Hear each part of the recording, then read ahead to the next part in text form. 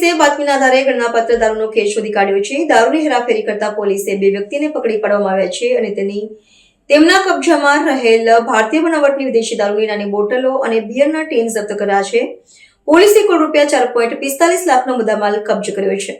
મળતી માહિતી મુજબ લિંબાયત પોલીસની સર્વેલન્સ ટીમ પેટ્રોલિંગમાં હતી તે દરમિયાન ખાનગી અને વિશ્વસનીય બાતમીના આધારે સર્વેલન્સ સ્ટાફના હેડ કોન્સ્ટેબલ મયુરસિંહ જોરુભા અને પોલીસ કોન્સ્ટેબલ કૃપાલસિંહ ખોડુભાએ પિયાગીઓ એપ કંપનીના ટેમ્પોમાં ભારતીય બનાવટના દારૂની હેરાફેરી કરતા 2 ઇસમોને ઝડપી પાડ્યા હતા।